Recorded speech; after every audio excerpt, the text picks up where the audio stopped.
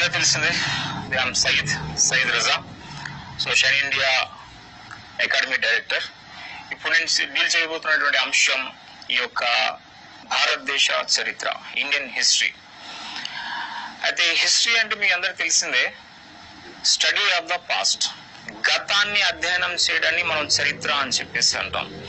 అది ఈ గతం అనేది ఎప్పటి నుంచి మనకి ప్రారంభం అవుతుంది అంటే ఈ భూమి పుట్టిన దగ్గర నుంచి మనం స్టడీ చేస్తే అది మొత్తం అంత చరిత్ర కిందకే వస్తుంది. అది భూమి అనేది ఎప్పుడు పుట్టింది అంటాం, 4000 మిలియన్ సంవత్సరాల క్రితం ఈ భూమి అనేది ఆవిర్భవించింది. సో 4000 మిలియన్ సంవత్సరాలు అంటే 400 కోట్ల సంవత్సరాలు అని చెప్పి అంటాం. 400 కోట్ల సంవత్సరాల క్రితం ఈ భూమి పుట్టింది అని చెప్పేసి మనం అంటాం. అయితే అప్పుడు ఈ భూమి పైన జీవం అనేది లేదు. ఆ జీవం లేనటువంటి ఆ కాలాన్ని మనం అజాయిక్ పీరియడ్ అని చెప్పేసి అంటాం. సో ఆ తర్వాత ఈ భూమి పైన నెమ్మదిగా వాతావరణం ఏర్పడింది, ఈ చెట్లు అనేవి పుట్టుకు వస్తాయి, తర్వాత ఆక్సిజన్ ఏర్పడుతుంది, ఆక్సిజన్ ఏర్పడిన తర్వాత single cell, double cell, multi cells, ఆ విధంగా జీవం అనేది పుట్టుకు వచ్చింది. ఆ తర్వాత ఆ కాలాన్ని మనం అంటాం జోయిక్ పీరియడ్ అని చెప్పేసి అంటాం. ఫస్ట్ ఈ జీవం లేనటువంటి కాలం అజాయిక్ పీరియడ్, తర్వాత జీవం పుట్టుకొచ్చినటువంటి కాలం జోయిక్ పీరియడ్. ఇక ఆ తర్వాత పెద్ద పెద్ద జంతువులు అవి పుట్టుకు వస్తాయి, tertiary period. And last quaternary period. ఈ క్వాటర్నరీ పీరియడ్ లో 2 సబ్ ఎరాస్ ఉంటాయి. ఒకటి ప్లీస్టోసిన్ పీరియడ్ అంటాం, రెండోది హోలోసిన్ పీరియడ్ అని చెప్పేసి అంటాం. అయితే ప్లీస్టోసిన్, ఈ ప్లీస్టోసిన్ అనే పీరియడ్ లోనే మానవుడి యొక్క అవశేషాలు అనేవి దొరికాయి. అంటే మానవుడు ఈ భూమి పైన కనిపించాడని చెప్పేసి అంటారు. అంటే ఈ భూమి పైన మానవుడు ఎప్పుడు ఏ కాలంలో కనిపించాడని చెప్పి అంటే ప్లీస్టోసిన్ పీరియడ్ అని చెప్పేసి అంటాం. ఈ ప్లీస్టోసిన్ పీరియడ్. ఇక హోమోసెపియన్స్ అని చెప్పేసి అంటాం, ఆ మానవ యొక్క ఆకృతిని. ఇక అక్కడ నుంచి మానవుడు అనాగరికంగా ఉంటాడు.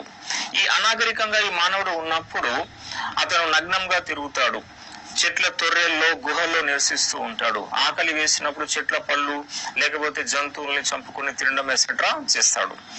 అయితే మానవుడు జంతువుల నుంచి నేర్చుకున్నాడు వేటాడడం. ఒక కార్నివారస్ జంతువు, ఒక మాంసాహార జంతువు వేరే జంతువుని చంపుకొని తింటది, దాన్ని మానవుడు చూస్తాడు. ఇప్పుడు తాను కూడా ఆకలి వేసినప్పుడు ఇలా తోటి జంతువుల్ని చంపుకొని తినాలి అని చెప్పేసి ఈ మానవుడు ఏం చేస్తాడు అంటే ఈ జంతువుల వేటాడడం స్టార్ట్ చేస్తాడు. అయితే ఆ జంతువుల్ని చంపేటప్పుడు ఆయనకి ఆయుధం కావాల్సి ఉంటది. ఇప్పుడు ఆయుధం ఏం ఉపయోగిస్తాడంటే రాళ్లను ఉపయోగిస్తాడు ఈ మానవుడు.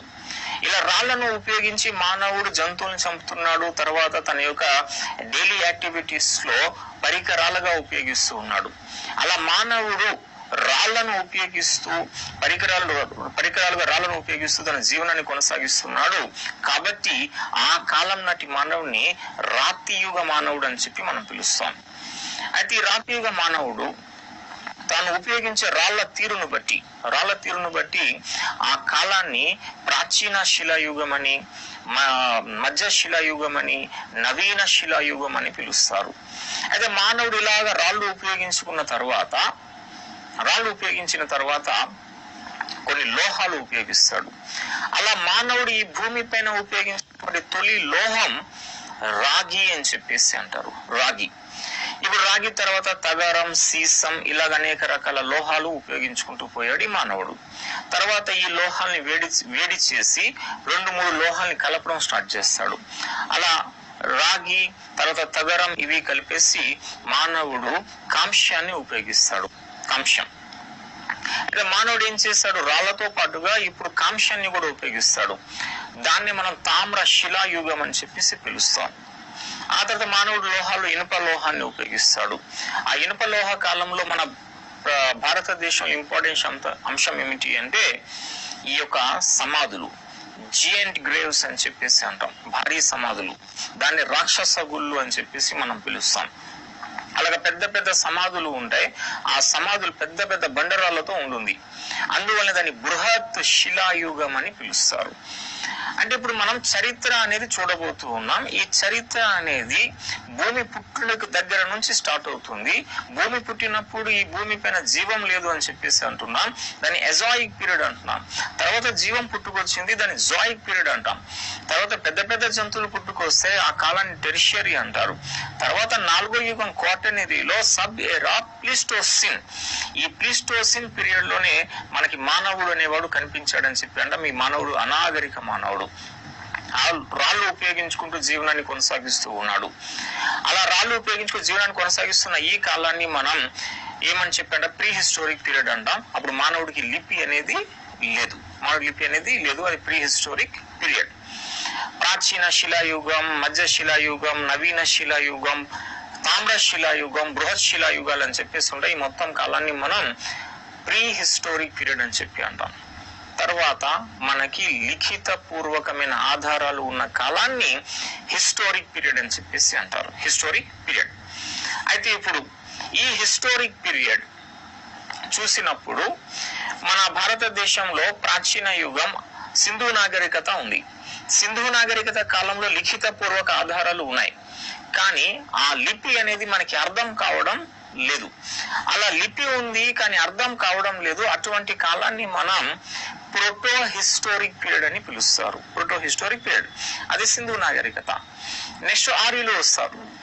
ఆర్యులు వచ్చిన తర్వాత స్టార్టింగ్ లో వాళ్ళకి కూడా లిపి లేదు, తర్వాత లిపి డెవలప్ అవుతుంది, చారిత్రక గ్రంథాలు వస్తాయి, వేదాలు వస్తాయి. సో ఆ విధంగా ఆ ఆర్యుల కాలం మనకి చారిత్రక యుగం. ఇప్పుడు సింధు నాగరికత ఫస్ట్, ఆ తర్వాత ఆర్యులు అని చెప్పేసి అంటాం. తర్వాత క్రీస్తు పూర్వం 6వ శతాబ్దంలో మనకి జ్ఞానోదయ యుగం అని చెప్పి అంటారు. బౌద్ధ జైన మతాలతో పాటు అనేక ఇతర మతాలు ఆవిర్భవిస్తాయి క్రీస్తు పూర్వం 6వ శతాబ్దం. అది ఇలాగా మనం ఇంట్రడక్షన్ చూసుకుని ప్రాచీన యుగం, మధ్య యుగం, ఆధునిక యుగం అని చెప్పి 3 యుగాలు ఉంటాయి.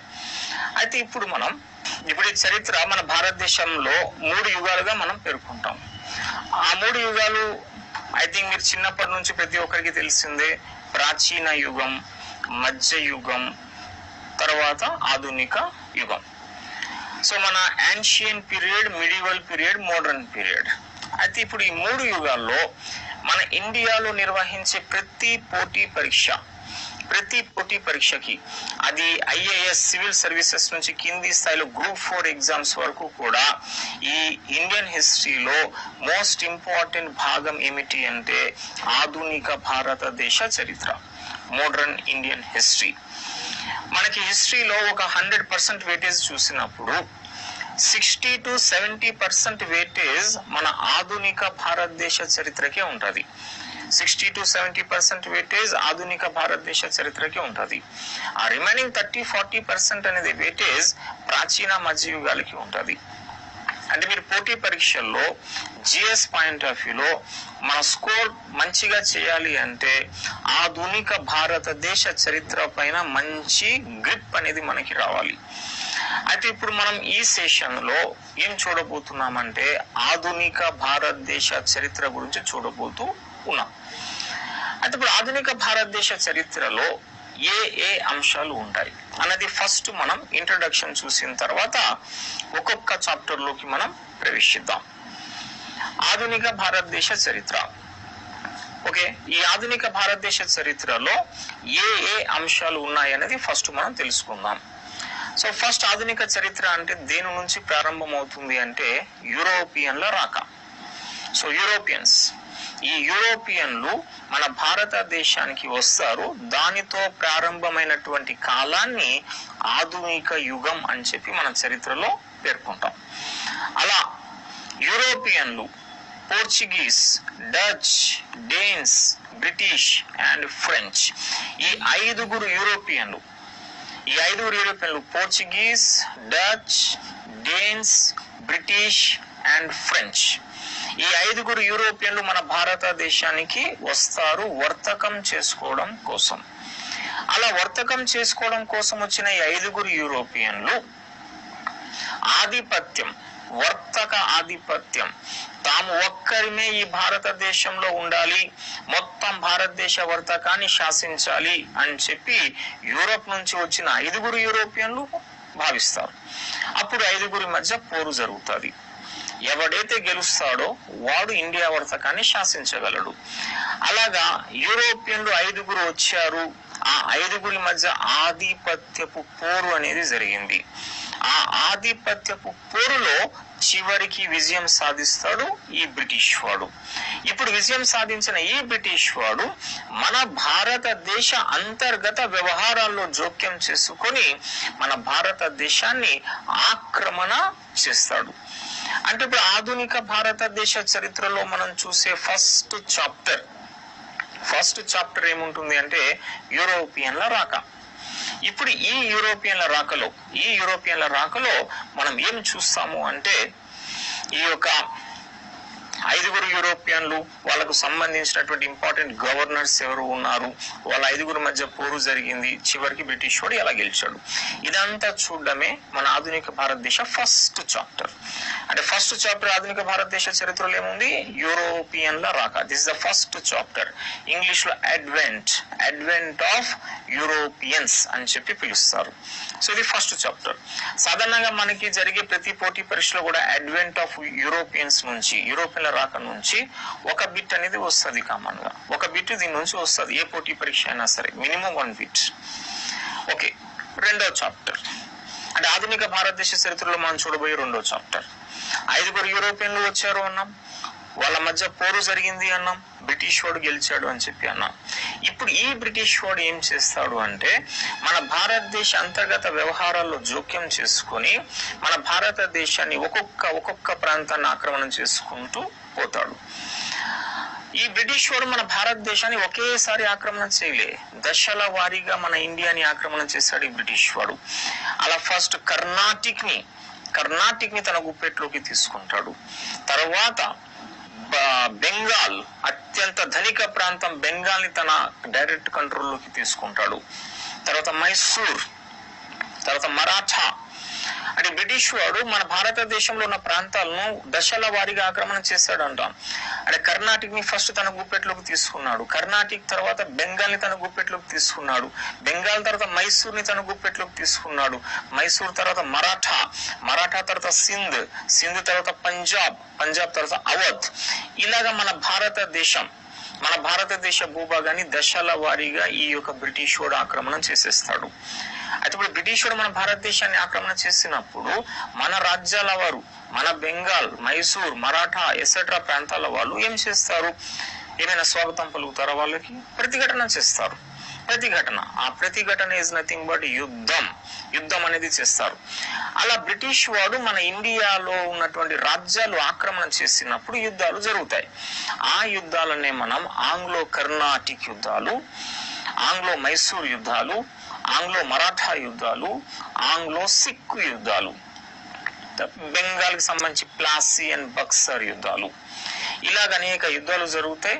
ఇప్పుడు యుద్ధాల్లో మన భారత రాజుల్ని ఈ బ్రిటిష్ వాళ్ళు ఓటమి పాలు చేసేసి ఇండియాని ఆక్రమణ చేసేస్తారు. దాన్ని అంటారు భారతదేశ ఆక్రమణ. అంటే ఇప్పుడు ఆధునిక భారతదేశ చరిత్రలో మనం చూడబోయే రెండో చాప్టర్ ఏంటి అంటే భారతదేశ ఆక్రమణ.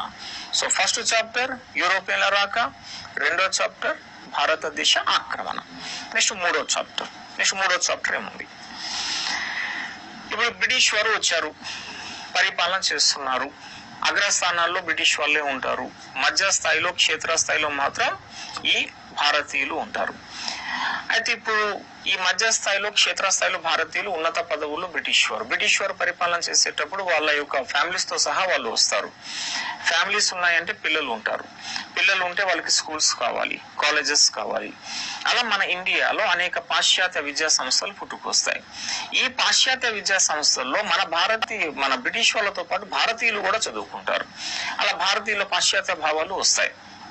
మన ఇండియా అప్పట్లో చాలా మూఢ విశ్వాసాలకి గురై ఉండేది. లైక్ సతీ సహగమనం, బాల్య వివాహాలు, పునర్వివాహాలు లేకపోవడం, అండ్ ఈ యొక్క విగ్రహారాధన ఇష్టానుసారంగా చేయడం, ఇటువంటి సామాజిక దురాచారాలు మన ఇండియాలో 19వ శతాబ్ద ప్రారంభంలో అత్యధికంగా ఉన్నాయి. అది బ్రిటిష్ వాడు వచ్చిన తర్వాత, పాశ్చాత్య భావాలు వ్యాప్తి చెందిన తర్వాత మన భారతదేశంలో అనేక మంది విద్యావంతులు పుట్టుకు వస్తారు. ఆ విద్యావంతులు ఈ భారతదేశంలో ఉన్నటువంటి మూఢ విశ్వాసాలని ఖండిస్తారు. ఆ మూఢ విశ్వాసాలని ఖండించి వాటికి వ్యతిరేకంగా ఉద్యమాలు చేపడతారు. ఆ ఉద్యమాలనే సామాజిక సాంస్కృతిక జాగృతి ఉద్యమాలు అని చెప్పేసి అంటారు. అలా నెక్స్ట్ మూడో చాప్టర్ మనకి మూడో చాప్టర్ సామాజిక సాంస్కృతిక జాగృతి ఉద్యమాలు అని చెప్పేసి అంటాం. ఫస్ట్ చాప్టర్ యూరోపియన్ల రాక, రెండో చాప్టర్ భారతదేశ ఆక్రమణ, మూడో చాప్టర్ సామాజిక సాంస్కృతిక జాగృతి ఉద్యమాలు అని చెప్పేసి అంటాం. అయితే ఇప్పుడు మన సామాజిక సాంస్కృతిక జాగృతి ఉద్యమాలు అంటే సతీకి వ్యతిరేకంగా పోరాటం చేయడం, బాల్య వివాహాలు ఖండించడం, వితంతువుల పునర్వివాహాలు ప్రోత్సహించడం, ఇటువంటి కార్యకలాపాలు ఉంటాయి. ఫస్ట్ పర్సన్ మన ఇండియాలో రాజా రామ్మోహన్ రాయ్. ఈ రాజా రామ్మోహన్ రాయ్ సతీ సహగమనానికి వ్యతిరేకంగా అత్యధికంగా పోరాటం చేసి ఆ సతీ వ్యవస్థను 1829 లో సతీ యాంటీ సతీ యాక్ట్ ద్వారా రద్దు చేయించడంలో అత్యంత కీలక పాత్ర పోషించినటువంటి వ్యక్తి ఈ రాజా రామ్మోహన్ రాయ్. ఆ తర్వాత అనేక మంది ప్రముఖులు సంఘ సంస్కర్తలు పుట్టుకొస్తారు. Like Devendranath Tagore, Henry Vivian Derozio, Keshav Chandra Sen, Ishwar Chandra Vidyasagar etcetera. ఇప్పుడు వాళ్ళందరి గురించి మనం చూస్తాం ఈ మూడో చాప్టర్ లో. సామాజిక సాంస్కృతిక చైతన్యం జాగృతి ఉద్యమం అని చెప్పేసి అంటారు. అంటే ఫస్ట్ చాప్టర్ యూరోపియన్ల రాక, రెండో చాప్టర్ భారతదేశ ఆక్రమణ, ఇక మూడో చాప్టర్ సామాజిక సాంస్కృతిక జాగృతి. నాలుగో చాప్టర్ నెక్స్ట్. ఈ నాలుగో చాప్టర్ లో సబ్ చాప్టర్లు అనేకం వస్తాయి. మన భారతదేశంలో చతుర్వర్ణం అనే పేరుతో సమాజాన్ని నాలుగుగా చీల్చేశారు ఈ ప్రాచీన యుగంలో ఆర్యులు. బ్రాహ్మణుడు, క్షత్రియుడు, వైశ్యుడు, శూద్రుడు. ఈ నాలుగో వర్ణం శూద్రుడి నుంచి కొంతమందిని తీసుకుని పంచమ అని చెప్పి పేరు పెట్టి అనేక హీనమైన వృత్తుల్ని వాళ్ళకి కుల వృత్తులుగా అప్పగించారు. వారిని అంటరాని వారులుగా పరిగణించారు. మన ఇండియాలో అస్పృశ్యుడు అనేవాడు, పుట్టుకతోని జన్మ ఉంటుందని చెప్పి అవమానించేవారు. ఈ యొక్క అగ్రకులాల వారు ఉన్న విలేజెస్ కి కూడా వాళ్ళకి అనుమతించేవారు కాదు. అంటే వాళ్ళు చాలా దారుణంగా ట్రీట్ చేస్తారు. ఆ అణిచివేత ప్రాచీన యుగం నుంచి కంటిన్యూ అయ్యి మధ్య యుగం, ఆధునిక యుగంలో కూడా కొనసాగుతుంది. అప్పుడు మన ఆధునిక యుగంలో కొంతమంది దళిత నాయకులు తమ యొక్క ఆత్మ గౌరవం కోసం, తమ హక్కుల కోసం ఇక పోరాటాలు చేస్తారు. అలా మన నాయకులు దళిత హక్కుల కోసం చేసినటువంటి ఉద్యమాల్ని కుల ఉద్యమాలు అని చెప్పి పిలుస్తాం. అంటే ఇప్పుడు నాలుగో చాప్టర్ లో ఒక 4 సబ్ చాప్టర్లు ఉంటాయి. ఆ 4 సబ్ చాప్టర్స్ లో ఫస్ట్ సబ్ చాప్టర్ కుల ఉద్యమాలు. బ్రిటిష్ పాలనలో రైతులు దోచుకోబడ్డారు, రైతు ఉద్యమాలు జరుగుతాయి. రెండవ సబ్ చాప్టర్ రైతు ఉద్యమాలు. గిరిజనులు దోచుకోబడతారు, దాంతో గిరిజన తిరుగుబాట్లు జరుగుతాయి. మూడవ సబ్ చాప్టర్ గిరిజన తిరుగుబాటులు. తర్వాత కొందరు జమీందారులు, పౌరులు కూడా బ్రిటిష్ చేతుల్లో దోచుకోబడతారు, వాళ్ళు ఉద్యమాలు చేపడతారు. దాన్నే పౌర తిరుగుబాటులు అంటారు. నాలుగో సబ్ చాప్టర్ పౌర తిరుగుబాట్లు. అంటే ఇక్కడ మనం ఆధునిక యుగంలో చూస్తూ ఉన్నాం. ఫస్ట్ చాప్టర్ యూరోపియన్ల రాక, రెండో చాప్టర్ భారతదేశ ఆక్రమణ, మూడో చాప్టర్ సామాజిక సాంస్కృతిక జాగృతి, నాలుగో చాప్టర్ లో 4 సబ్ చాప్టర్లు. ఆ 4 సబ్ చాప్టర్స్ ఏమున్నాయి? కుల ఉద్యమాలు, తర్వాత మన యొక్క రైతు ఉద్యమాలు, గిరిజన తిరుగుబాటులు, అండ్ ఫైనల్లీ ఈ యొక్క పౌర తిరుగుబాటులు. నెక్స్ట్ 5వ చాప్టర్, మెయిన్ చాప్టర్స్ 5. ఓకే, మన ఇండియాలో బ్రిటిష్ వాడు దోచుకోవడం ఎక్కువైపోయింది. రైతులు దోచుకోబడ్డారు, చేనేతకారులు దోచుకోబడ్డారు, సాధారణ పౌరులు దోచుకోబడ్డారు, జమీందారులు దోచుకోబడ్డారు, అండ్ వివక్షత చూపిస్తున్నారు మన పైన. వాళ్ళది ఉన్నత జాతి అంటారు, భారతీయులది తక్కువ జాతి అంటారు. వాళ్ళది superior race, Indians the inferior race అని చెప్పనేవారు. అయితే దీన్ని మన యొక్క నాయకులు ఖండిస్తారు, మన సిపాయిలు ఖండిస్తారు, కొందరు అధికారులు ఖండిస్తారు. ఈ వ్యతిరేకత, బ్రిటిష్ పైన ఉన్న ఈ వ్యతిరేకత దేనికి దారి తీసింది తర్వాత అంటే ఈ యొక్క 1857 తిరుగుబాటుకి దారి తీసింది. అలా బ్రిటిష్ పైన మన ఇండియాలో పెద్ద ఎత్తున తిరుగుబాటు జరుగుతుంది. దాన్నే 1857 సిపాయిల తిరుగుబాటు అని చెప్పేసి అంటాం. అలా 1857 సిపాయిల తిరుగుబాటు మనకి జరుగుతుంది. అదే మనకి 5th చాప్టర్. సో 5వ చాప్టర్ 1857 రివోల్ట్, తిరుగుబాటు, సిపాయిల తిరుగుబాటుగా దాన్ని పరిగణిస్తాం. అయితే బ్రిటిష్ వాడు సిపాయిల తిరుగుబాటుని అణిచి వేసేసాడు. కానీ అణిచివేత మన భారత నాయకుల్లో, మేధావుల్లో ఐకమత్యాన్ని పెంచింది. ఆ ఐకమత్య భావనయే తర్వాత 1885లో కాంగ్రెస్ పార్టీ ఏర్పాటుకి కారణమైంది. Retired British civil servant Allan Octavian Hume, AO Hume అనేవాడు 1885లో కాంగ్రెస్ పార్టీని ఏర్పాటు చేస్తాడు. 1885లో కాంగ్రెస్ పార్టీని ఏవో హ్యూమ్ ఏర్పాటు చేసినప్పుడు మన భారతదేశంకి చెందిన అనేక మంది మేధావులు దానికి మద్దతు ప్రకటిస్తారు. అయితే ఆ మద్దతు ఎలాగొచ్చింది? అప్పటికప్పుడు మన భారత మేధావుల్లో ఆ ఐకమత్యం వచ్చి ఉందా అంటే గతంలో 1857 తిరుగుబాటు జరిగిన తర్వాత మన భారత విద్యావంతుల వర్గం అనుకుంటది విదేశీ పరిపాలన ఎంత మంచిగా ఉన్నా సరే సమయం వచ్చినప్పుడు వాళ్ళు తమ ప్రతాపాన్ని చూపించి ఎలా కావాలంటే అలాగా అణిచివేతకి గురి చేస్తారు మనల్ని. స్వదేశీ పరిపాలన ఉత్తమం, దాని సాధన కోసం మనం కృషి చేయాలి, కలిసికట్టు పోరాటం చేయాలని చెప్పి అనుకున్నారు. ఆ అనుకున్న దాని బట్టి ఐకమత్య భావాలు వచ్చాయి. ఆ ఐకమత్య భావాలే 1885 తర్వాత ఐఎన్సి ఏర్పాటుకి కారణం అవుతుంది. 1885లో కాంగ్రెస్ పార్టీ ఏర్పడిన దగ్గర నుంచి స్టార్ట్ అయిన ఉద్యమాన్ని జాతీయ ఉద్యమం అని చెప్పేసి అంటారు. అలా నెక్స్ట్ 6th చాప్టర్, అతి ముఖ్యమైన చాప్టర్ ఈ ఆధునిక భారతదేశ చరిత్రలో జాతీయ ఉద్యమం, భారత జాతీయ ఉద్యమం. దీన్ని ఇంగ్లీష్ లో ఇండియన్ నేషనల్ మూవ్మెంట్. ఆధునిక చరిత్రలో అతి ముఖ్యమైన చాప్టర్ ఇదే, ఇండియన్ నేషనల్ మూవ్మెంట్. ఈ Indian national movement Congress party స్థాపన 1885 నుంచి స్టార్ట్ అవుతుంది అంటారు. ఎప్పటి వరకు? 1947. 1885లో కాంగ్రెస్ పార్టీ ఏర్పాటు, 1947లో భారతదేశానికి స్వాతంత్రం. ఈ మధ్య 62 సంవత్సరాలు. ఈ 62 సంవత్సరాల పాటు మనం బ్రిటిష్ కి వ్యతిరేకంగా పోరాటం చేయడం ద్వారా భారతదేశానికి స్వాతంత్రం అనేది లభించింది అని చెప్పి అంటాం. అది ఈ 62 సంవత్సరాల మధ్య కాలంలో మన నాయకులు బ్రిటిష్ కి వ్యతిరేకంగా పోరాటం చేసినప్పుడు అవలంబించిన పద్ధతుల ఆధారంగా ఆ నాయకుల్ని మితవాదులు అని, అతివాదులు అని, విప్లవకారులని, వామపక్షాలు అని, గాంధీ యుగం అని విభజన చేస్తారు. దీన్ని మనం ఇంగ్లీష్ లో moderates, extremist, revolutionary terrorist, leftist and Gandhian ఎరా అని పిలుస్తారు. సో ఆ విధంగా మనకు అతి ముఖ్యమైన చాప్టర్ ఈ మొత్తం భారతదేశ ఆధునిక చరిత్రలో 6వ చాప్టర్ భారత జాతీయ ఉద్యమం, ఇండియన్ నేషనల్ మూవ్మెంట్. ఇందులో మితవాదులు, అతివాదులు, విప్లవాత్మక తీవ్రవాదులు, వామపక్షాలు, గాంధీ యుగం.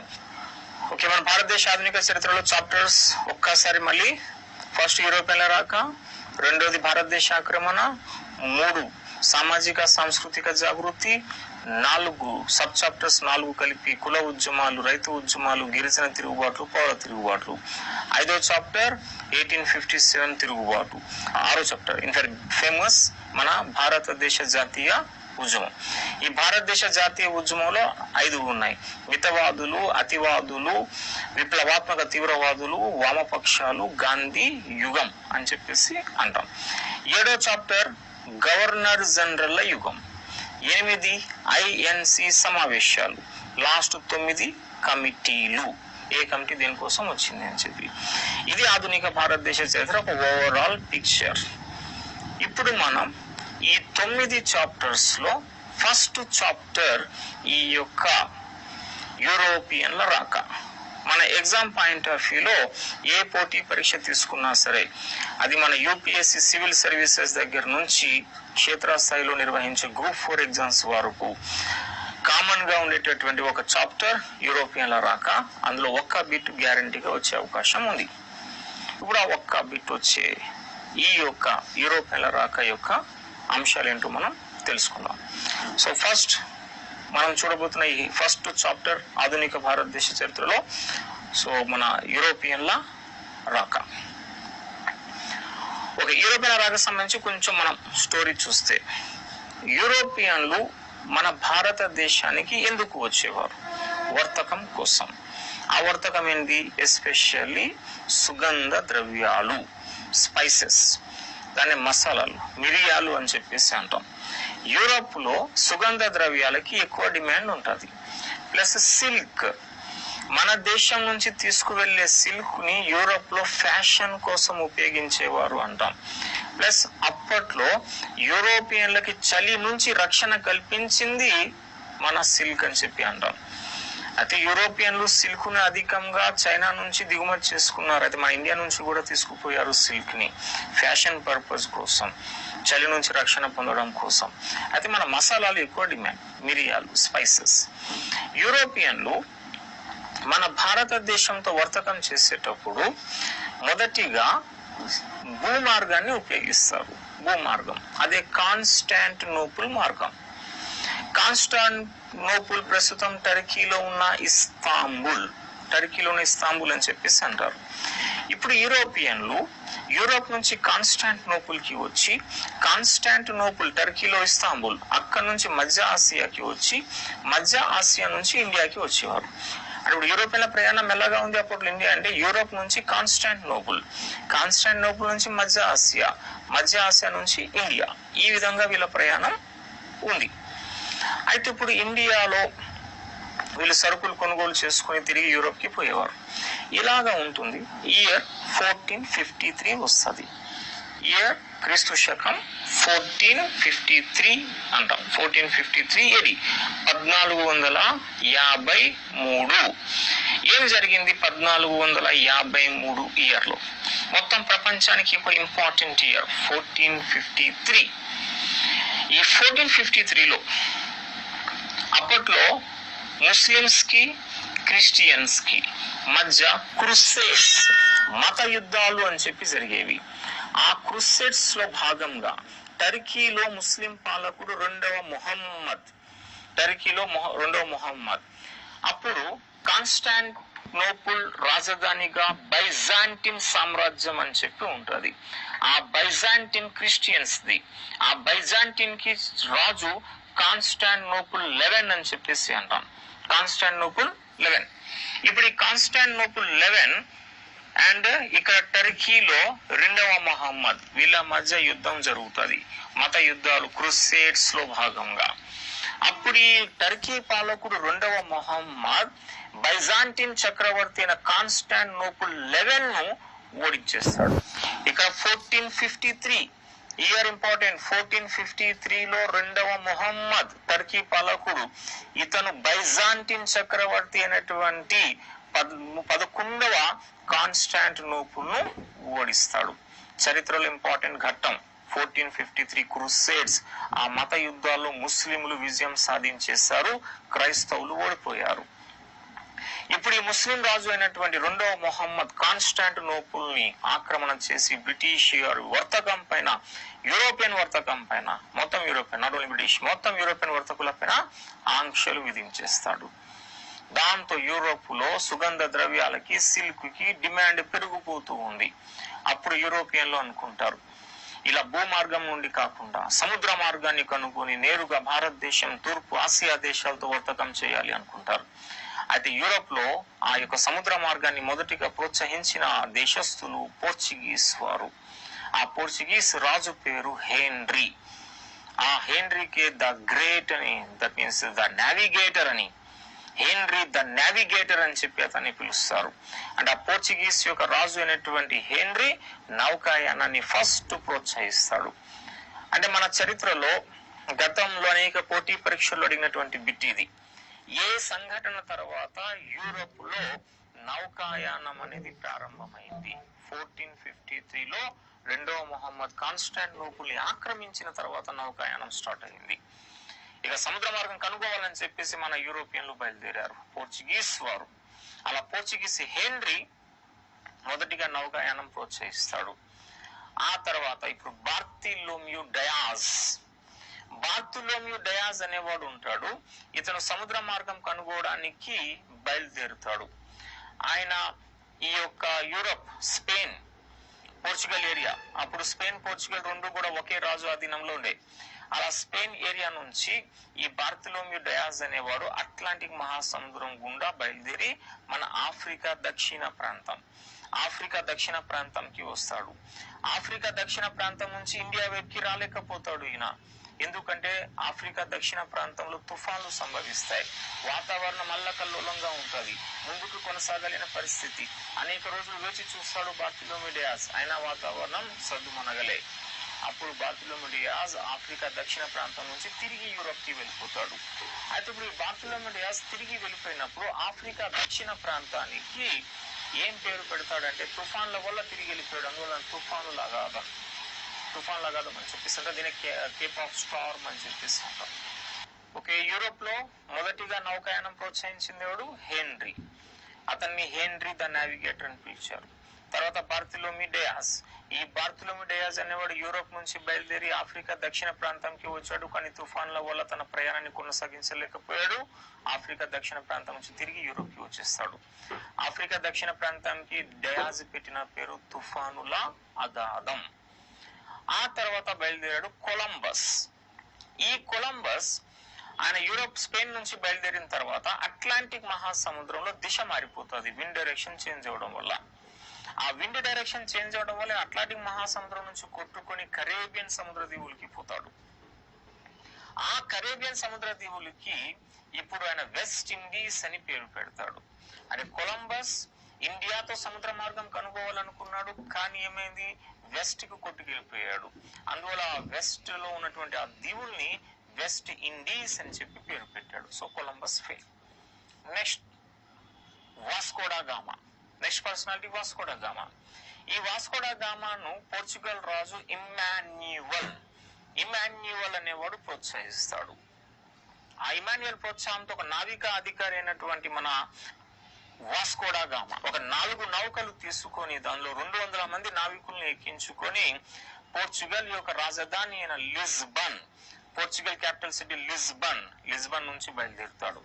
లిస్బన్ నుంచి బయలుదేరిన అట్లాంటిక్ మహాసముద్రంలోకి వచ్చినప్పుడు 4 నౌకల్లో ఒక నౌక కొట్టుకుపోతుంది. ఇంకా 3 నౌకలు ఉంటాయి. ఆ 3 నౌకలను తీసుకొని Vasco da gamma Cape of good hope అని చెప్పి అంటాం, కేప్ ఆఫ్ స్టార్మ్. ఆ కేప్ ఆఫ్ స్టార్మ్ గతంలో వాస్కోడా గామా పేరు పెట్టాడు, గతంలో బార్తులోమి డయాజ్ పేరు పెట్టాడని చెప్పేసి అన్నాం. ఇప్పుడు ఆ బార్తులోమి డయాజ్ పేరు పెట్టినటువంటి ఆ కేప్ ఆఫ్ స్టార్మ్ కి కేప్ ఆఫ్ గుడ్ హోప్ అని చెప్పి తర్వాత 2వ జాన్ అనేవాడు పేరు పెట్టాడు. ఇప్పుడు ఈ వాస్కోడా గామా మన ఆఫ్రికా దక్షిణ ప్రాంతంకి ఎక్కడ వచ్చాడు అంటే ఈ యొక్క కేప్ ఆఫ్ గుడ్ హోప్ కి వస్తాడు. ఆ తర్వాత మన తూర్పు ఆఫ్రికా తీరంలో తిరుగుతాడు. ఇండియాకి ఎలా రావాలో దారి తెలియదానికి వాస్కోడా గామాకి. అలా ఆఫ్రికా తూర్పు తీరంలో తిరుగుతూ ఉన్నప్పుడు ఒక వర్తకుడు పరిచయం అవుతాడు, అరబ్ వర్తకుడు. ఆయన పేరే అహ్మద్ ఇబన్ మజీద్ అని చెప్పేసి అంటారు. అయితే కొన్ని చరిత్ర గ్రంథాలు ఏమంటున్నాయంటే అహ్మద్ ఇబన్ మజీద్ అనేవాడు అరబ్ ప్రాంతానికి చెందినవాడు కాదు, ఆయన గుజరాత్ కు చెందిన వర్తకుడు అని చెప్పేసి అంటారు. కానీ దానికి తగినటువంటి సరైన ఆధారం లే. అధిక హిస్టోరియన్స్, అధిక సోర్సెస్ ప్రకారంగా ఈ వాస్కోడా గామాకి ఆఫ్రికాలో సహాయం చేసి ఇండియాలో ఉన్నటువంటి కాలికట్, కేరళలో ఉన్నటువంటి క్యాలికట్ కి తీసుకొచ్చింది ఎవడంటే అహ్మద్ ఇబన్ మజీద్. అతను అరబ్ వర్తకుడు అని చెప్పేసి అంటాం. ఇప్పుడు వాస్కోడా గామా మన ఆఫ్రికా ప్రాంతం నుంచి మన ఇండియాలో ఉన్నటువంటి కేరళ ప్రాంతం క్యాలికట్ కి 1498 మే మంత్ లో క్యాలికట్ కి వస్తాడు. అప్పుడు క్యాలికట్ కి రాజు జామోరిన్ అనేది వంశం పేరు. సో అలా జామోరిన్ వంశస్థుడు అని చెప్పేసి అంటాం. ఆ జామోరిన్ మన యొక్క వాస్కోడా గామా యొక్క నావికులకి అతనికి స్వాగతం పలుకుతాడు. వాళ్ళకి కావలసిన సరుకులు అవి కూడా కొనిపిస్తాడు. ఇప్పుడు ఈ వాస్కోడా గామా క్యాలికట్ లో కొనుగోలు చేసినటువంటి సరుకుల్ని తిరిగి యూరోప్ కి తీసుకొని వెళ్లి అమ్మితే యూరోప్ లో వాస్కోడా గామాకి తను పెట్టిన మొత్తం ఖర్చు పైన 60 రెట్లు 60 టైమ్స్ ప్రాఫిట్ వచ్చింది అని చెప్పేసి అంటారు. అయితే ఇప్పుడు వాస్కోడా గామా తర్వాత మన కేరళకి వచ్చిన వాడు క్యాబ్రెల్ అనేవాడు 1500 లో వస్తాడు. అయితే ఈ క్యాబ్రెల్ అనేవాడు క్యాలికట్ లో స్థావరం నిర్మించుకొని వర్తకం చేస్తూ ఉన్నప్పుడు అతని పైన కొందరు కేరళ వర్తకులు దాడి చేస్తారు. ఆ కేరళ వర్తకుల దాడి వల్ల మన యొక్క క్యాబ్రెల్ యొక్క స్థావరం ధ్వంసం అవుతుంది. కొంతమంది మన పోర్చుగీస్ వారు తీవ్ర గాయాల పాలు అవుతారు. క్యాబ్రెల్ అక్కడి నుంచి తప్పించుకుంటారు. ఇప్పుడు ఈ విషయం వాస్కోడా గామాకి తెలుస్తుంది పోర్చుగల్లో. ఇప్పుడు వాస్కోడా గామా ఏం చేస్తాడు, తమ దేశస్థుడైనటువంటి క్యాబ్రెల్ యొక్క స్థావరంపై దాడికి ప్రతీకారం తీర్చుకుంటాను అని చెప్పేసి 2వసారి మన ఇండియాకి బయలుదేరుతాడు వాస్కోడా గామా.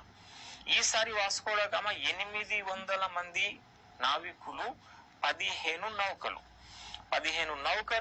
800 మందితో ఈ వాస్కోడా గామా 2వసారి 1502 లో క్యాలికట్ కి వస్తాడు. అప్పుడు క్యాలికట్ లో యుద్ధం జరుగుతుంది. ఆ యుద్ధంలో జామోరిన్ ఓడిపోతాడు. ఆ విధంగా 1502లో వాస్కోడా గామా కాలికట్ ని ఆక్రమణ చేసి మన ఇండియా కాలికట్ లో స్థిరపడిపోతాడు. ఆ తర్వాత కోచి పైన అటాక్ చేస్తాడు, కోచిని ఆక్రమణ చేసేస్తాడు.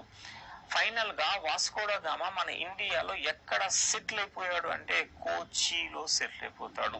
కోచిలో సెటిల్ అయ్యి కోచిలోనే స్థావరం కట్టుకొని తన జీవితాన్ని కొనసాగించి 1524లో ఈ వాస్కోడా గామా ఆ యొక్క కోచిలో చనిపోయాడు అని చెప్పేసి అంటారు. ఓకే, ఈ విధంగా పోర్చుగీస్ వారి రాక సముద్ర మార్గం గుండా మనకి జరిగింది.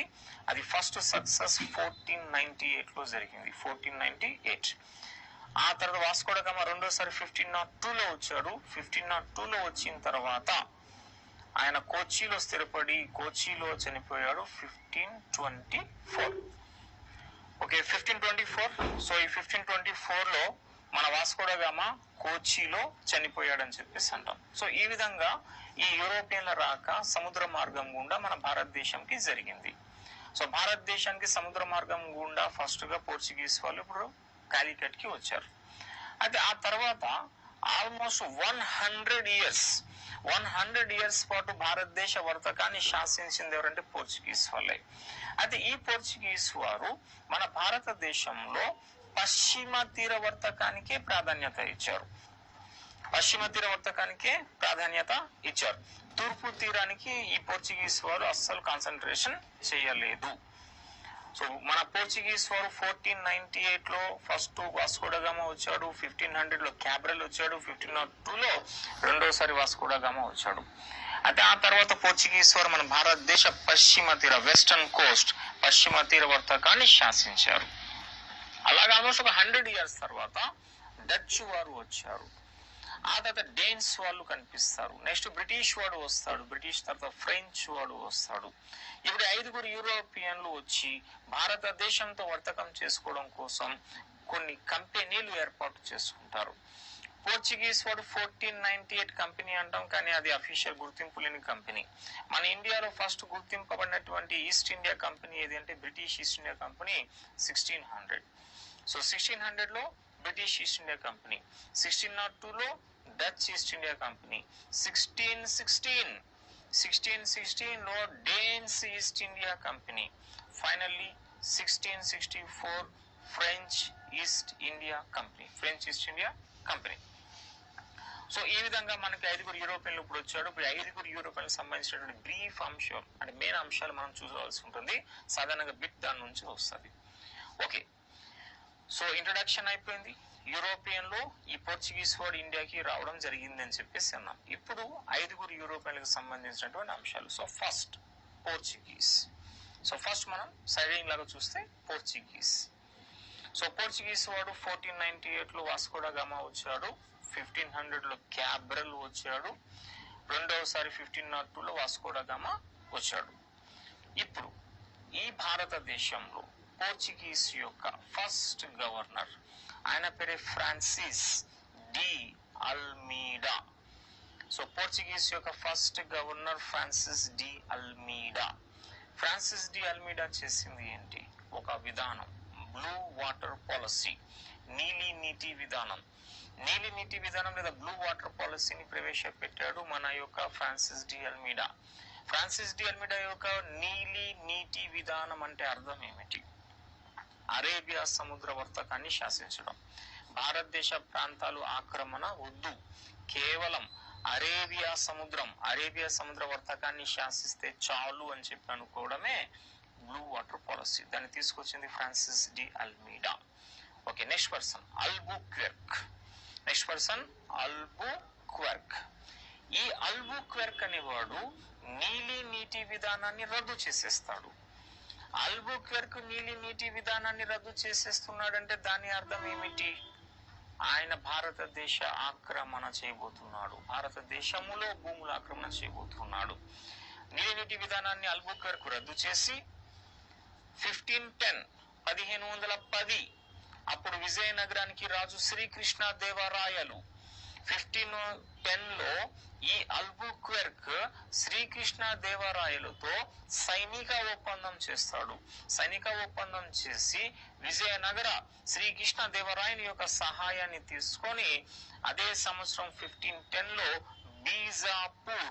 బీజాపూర్ ఆధీనంలో ఉన్నటువంటి గోవాని ఆక్రమణ చేస్తాడు. అలా అల్బుక్వెర్క్ ఒక అతి ముఖ్యమైన అంశం. గతంలో అనేక పోటీ పరీక్షలు రిపీటెడ్ గా అడిగిన బిట్ ఇది. 1510లో అల్బుక్వెర్క్ గోవాని బీజాపూర్ నుంచి ఆక్రమించాడు. ఎవరు అల్బుక్వెర్క్ కి సహాయం చేశారు? శ్రీకృష్ణ దేవరాయలు సహాయం చేశాడు. ఇది గతంలో అనేక సార్లు అడిగిన బిట్. ఆ తర్వాత అల్బుక్వెర్క్ భారత మహిళల్ని పెళ్లి చేసుకోమని చెప్పేసి పోర్చుగీస్ సైనికుల్ని ప్రోత్సహిస్తాడు. అలా భారతదేశంలో అంతర్భాగం అయిపోవచ్చు అని చెప్పి పోర్చుగీస్ సైనికులకి సలహా ఇస్తాడు. ఇది కూడా గతంలో మనకి అడిగిన బిట్టే. ఏ పోర్చుగీస్ గవర్నర్ భారత స్త్రీలను పెళ్లి చేసుకోమని చెప్పి తన పోర్చుగీస్ సైనికుల్ని ప్రోత్సహించాడంటే ఈ అల్బుక్వెర్కే. నెక్స్ట్ అల్బుక్వెర్క్ తర్వాత Nina da Cunha.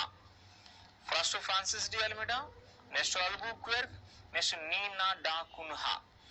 Neena da Cunha ప్రత్యేకత ఇప్పటి వరకు పోర్చుగీస్ యొక్క హెడ్ క్వార్టర్ కోచి.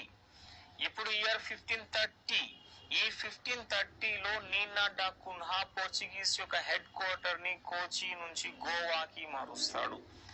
ఇక్కడ గోవాని ఆక్రమణ చేసింది అల్బుక్వెర్క్ 1510. అయితే రాజధానిని హెడ్ క్వార్టర్ ని ఈ కోచి నుంచి గోవాకి 1530లో మార్చింది మాత్రం నీనా డా కున్హా. ఈ నీనా డా కున్హా గుజరాత్ రాజు బహదూర్ షా ఆధీనంలో ఉన్నటువంటి డయ్యూ అనే ప్రాంతాన్ని ఆక్రమణ చేస్తాడు.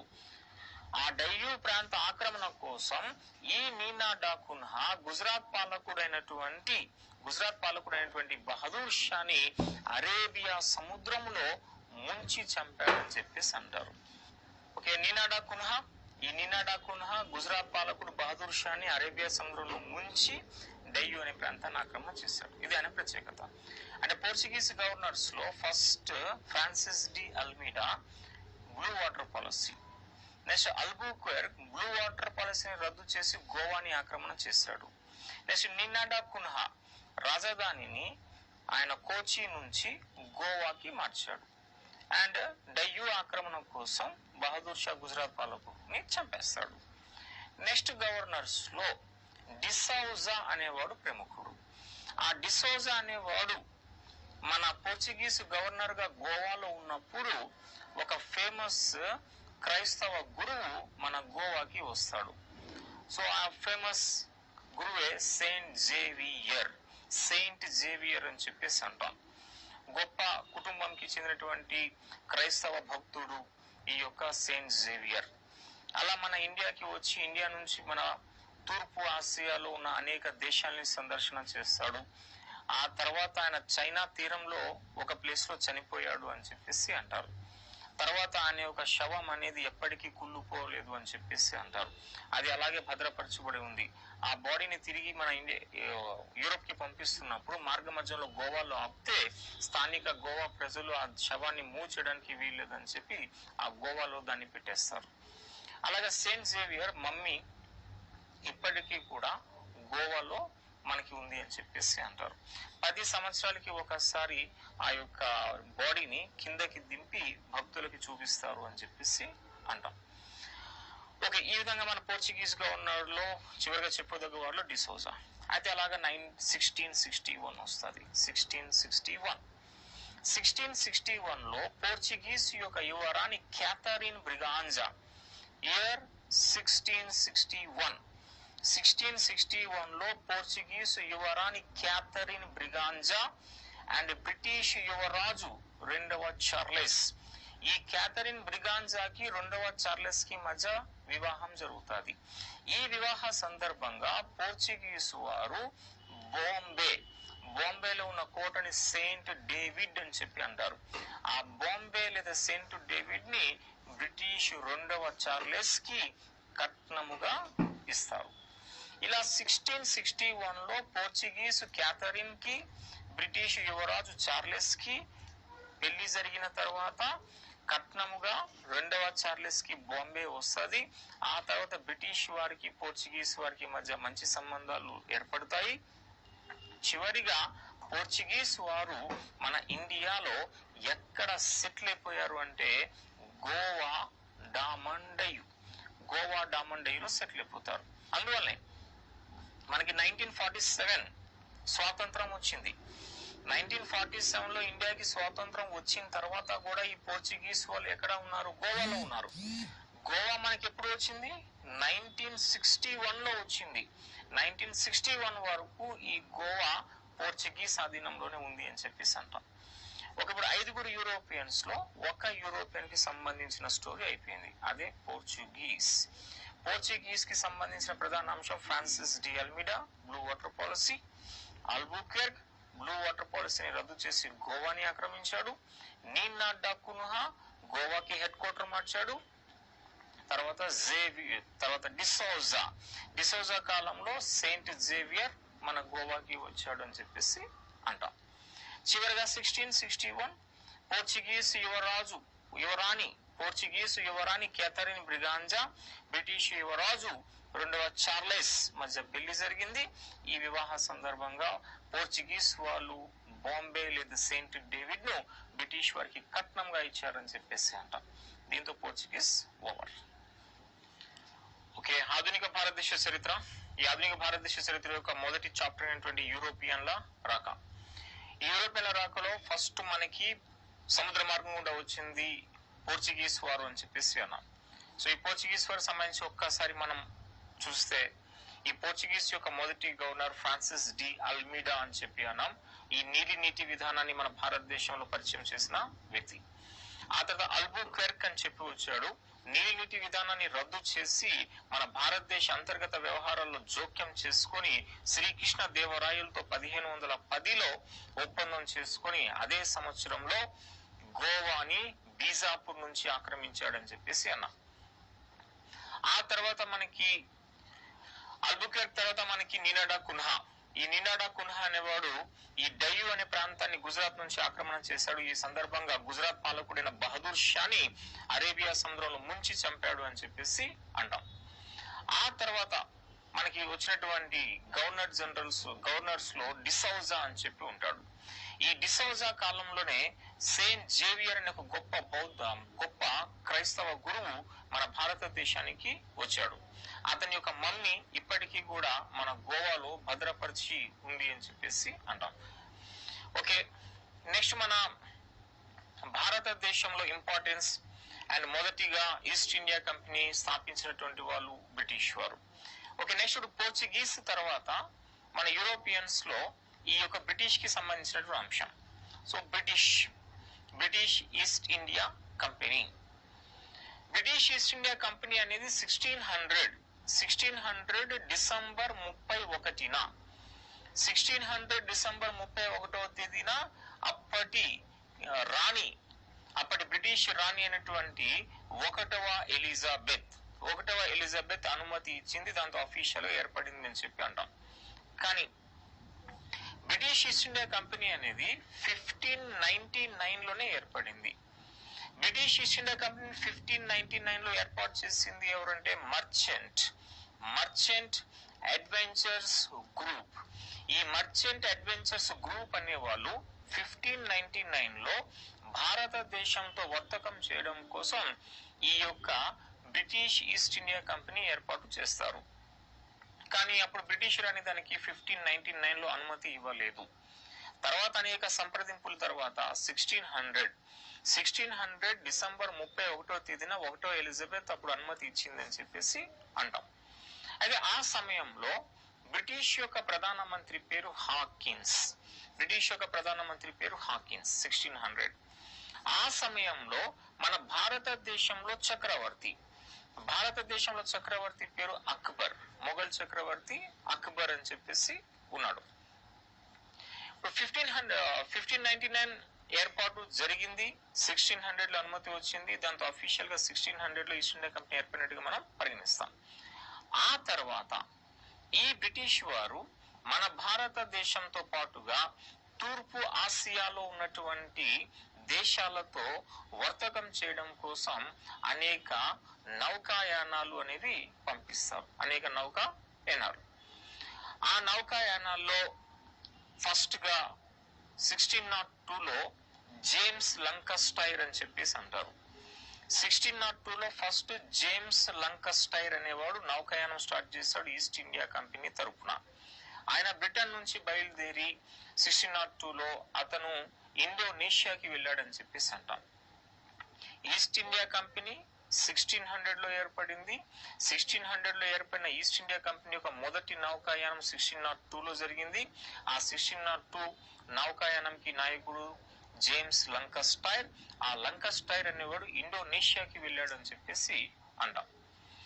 ఆ తర్వాత రెండవ నౌకాయానం 1603లో జరిగింది అని చెప్పేసి అంటాం.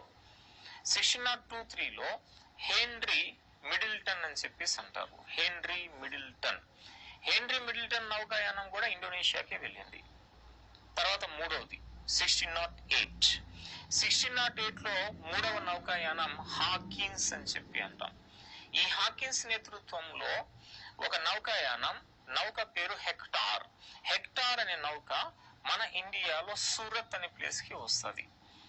అంటే మూడవ నౌకాయానం హెక్టార్ నౌకలో హాకిన్స్ అనేవాడు వచ్చాడు సూరత్ కి.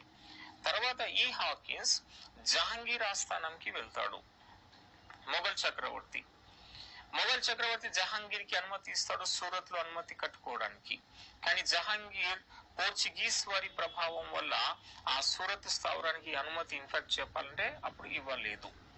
1608. ఆ తర్వాత 1611లో హిప్పన్ అనేవాడు నాలుగో నౌకాయానం. ఈ హిప్పన్ అనేవాడు మన ఆంధ్రాలో మచిలీపట్నం అనే ప్లేస్ కి వస్తాడు.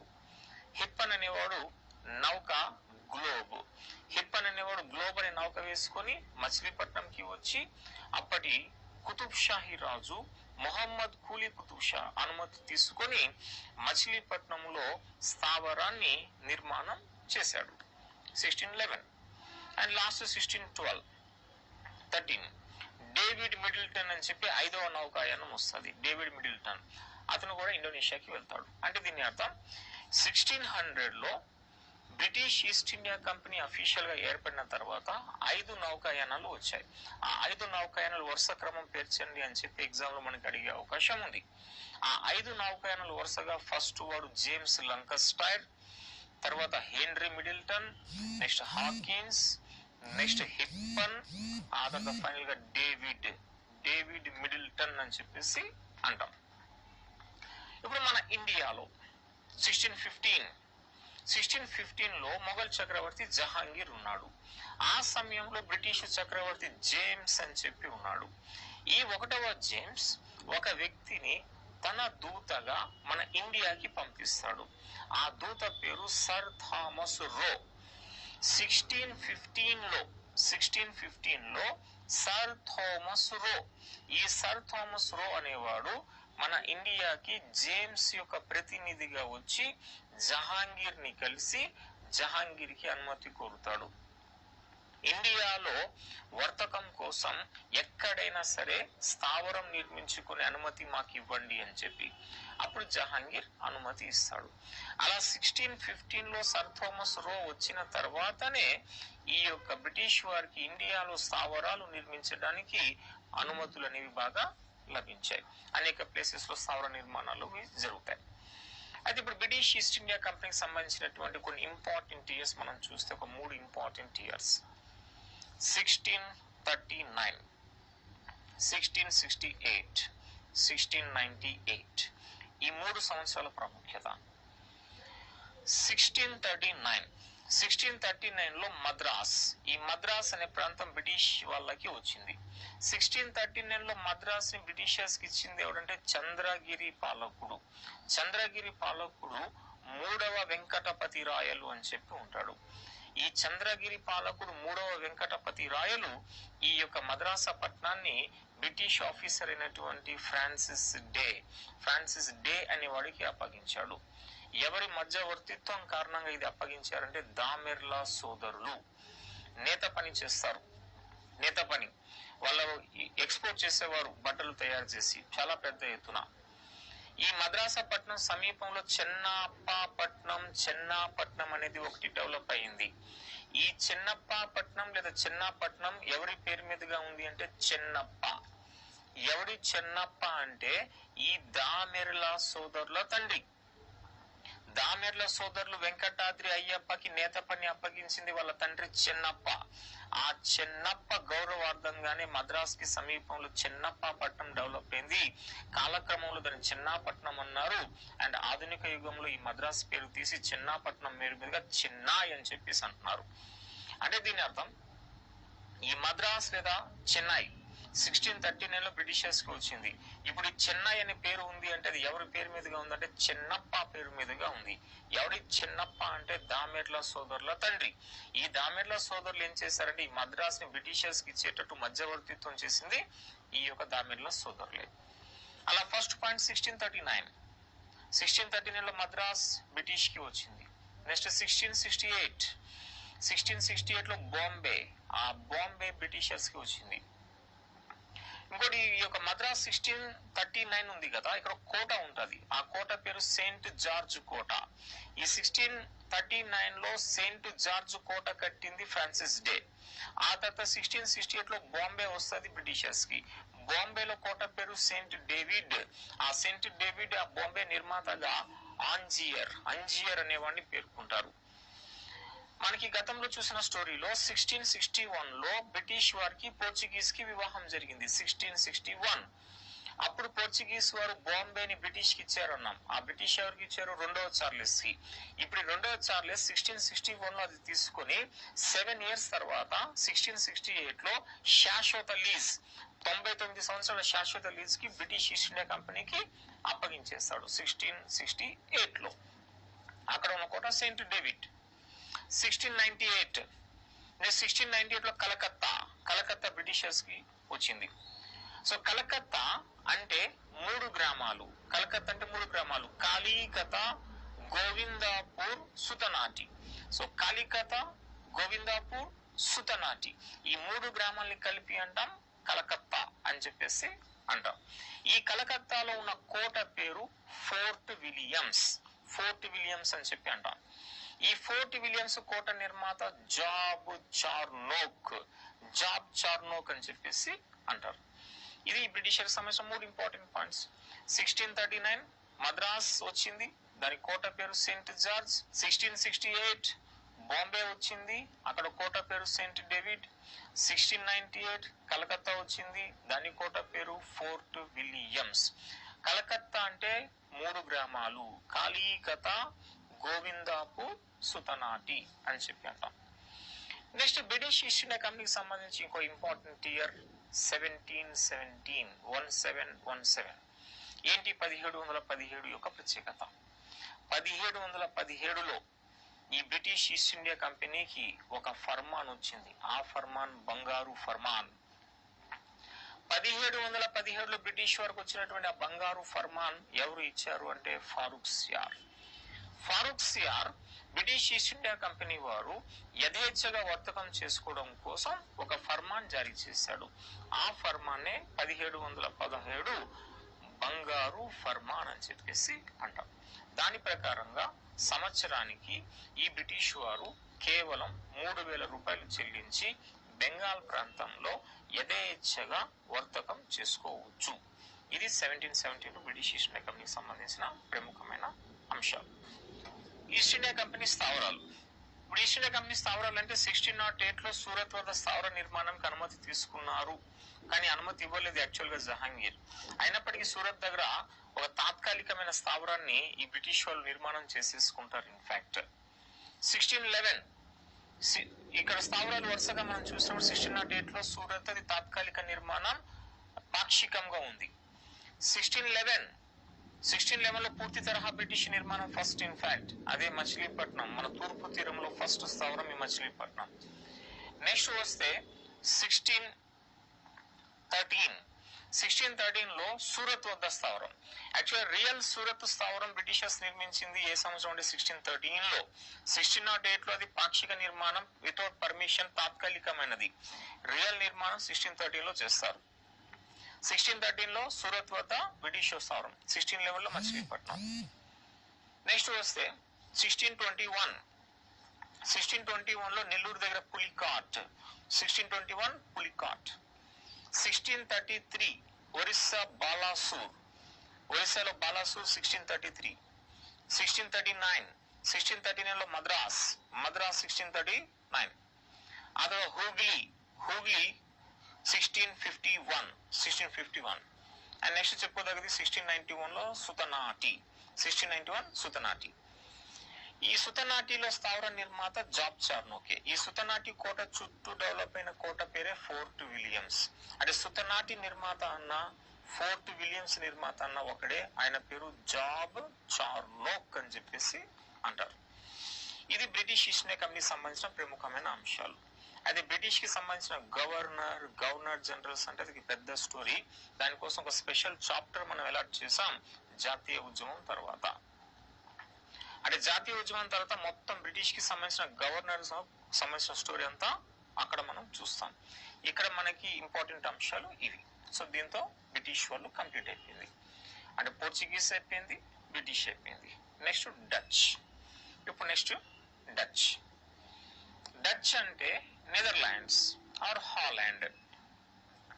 ఈ డచ్ లేదా నెదర్లాండ్స్ యొక్క కంపెనీ, ఈస్ట్ ఇండియా కంపెనీ ఎప్పుడు ఏర్పడిందంటే 1602 లో డచ్ ఈస్ట్ ఇండియా కంపెనీ ఏర్పడింది. దీని అసలు పేరు విఓసి అని చెప్పి అంటాం. విఓసి అంటే అర్థం వీరి నిడ్జ్ ఆస్టిన్ డిచ్ కంపెనీ. విఓసి డచ్ వారి కంపెనీ 1602 లో ఏర్పడింది. బార్నవెల్ట్ అనేవాడు దీని స్థాపకుడు. ఈ బార్నవెల్ట్ స్థాపించిన 1602 సంస్థ మన ఇండియాలోకి వచ్చి ఫస్ట్ స్థావరం కట్టింది, ఫ్యాక్టరీ. ఆ ఫస్ట్ ఫ్యాక్టరీ 1605 మచిలీపట్నం. అంటే తెలుగు ప్రాంతమైన ఆంధ్రాలో మొదటిగా స్థావరాన్ని కట్టింది డచ్ వాళ్ళే. బ్రిటిష్ కంటే ముందు కట్టారు 1605 లో మచిలీపట్నం వద్ద స్థావరం. మొహమ్మద్ కులీ కుతుబ్ షా అనుమతి ఇస్తాడు. తర్వాత డచ్ వారి స్థావరం 1610 లో పులికాట్ వద్ద నిర్మించబడింది. పులికాట్ 1610. నెక్స్ట్ 1616 లో సూరత్ వద్ద నిర్మించారు. నెక్స్ట్ 1645 లో కరైకల్, 1645 కరైకల్. నెక్స్ట్ 1653 లో చిన్సురా, వెస్ట్ బెంగాల్ చిన్సురా. అండ్ లాస్ట్ చెప్పుకోదగ్గది 1658 నాగాపట్నం అని చెప్పేసి అంటాం. అంటే ఇది డచ్ ఈస్ట్ ఇండియా కంపెనీకి సంబంధించి ప్రముఖ అంశాలు అంటే ఒకటి వాళ్ళ పేరు విఓసి, బార్నవెల్ట్ స్థాపించాడు. వాళ్ళకి సంబంధించిన ఇంపార్టెంట్ అంశాలు వాళ్ళ స్థావరాలే. ఆ స్థావరాల వరుస క్రమమే మనకి ఇంపార్టెంట్. 1605 మచిలీపట్నం, 1610 పులికాట్, 1616 సూరత్, 1645 కరైకల్, 1653 చిన్సురా, 1658 ఈ నాగాపట్నం అని చెప్పేసి అంటాం. అయితే ఆంధ్రాలో ఉన్న పులికాటు ప్రత్యేకత 1690, 1610 లో ఏర్పడింది. నెక్స్ట్ 8 years పాటు అంటే 1690 వరకు ఈ యొక్క మన పులికాట్ డచ్ వారికి ప్రధాన కేంద్రంగా పనిచేసింది 1690 వరకు. అదే 1690లో డచ్ ప్రధాన కేంద్రం నాగాపట్నంకి మార్చబడింది. అలా నాగాపట్నంకి వెళ్ళిపోయింది. చివరి వరకు వీళ్ళు నాగాపట్నంలో హెడ్ క్వార్టర్స్ గా ఉన్నారు. ఫైనల్ గా మన ఇండియాలో పతనం అయిపోయి భారతదేశాన్ని విడిచిపెట్టేస్తారు ఈ డచ్ వారు.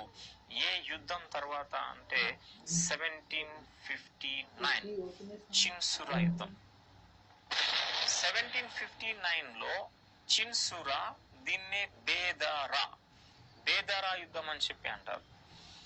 బిద్దేరా అని కూడా అంటారు. సో చిన్సురా, బేదరా లేదా బిద్దేరా యుద్ధములో బ్రిటిష్ గవర్నర్ రాబర్ట్ క్లైవ్. ఈ British governor Robert Clive Dutch వారిని ఓడించేస్తాడు. దాంతో డచ్ వారు భారతదేశంలో తమ పరాజయాన్ని అంగీకరించి భారతదేశానికి కాన్సన్ట్రేషన్ విడిచిపెట్టి ఇండోనేషియా వైపుకి వెళ్ళిపోతారు. అలా ఇండోనేషియాకి వెళ్ళిపోతారు ఈ డచ్ వారు. తర్వాత ఈ ఇండోనేషియాని పరిపాలన చేస్తారు ఈ డచ్ వారు. అంటే యూరోపియన్స్ లో బ్రిటిష్ వాడు మన ఇండియాని పాలించాడు.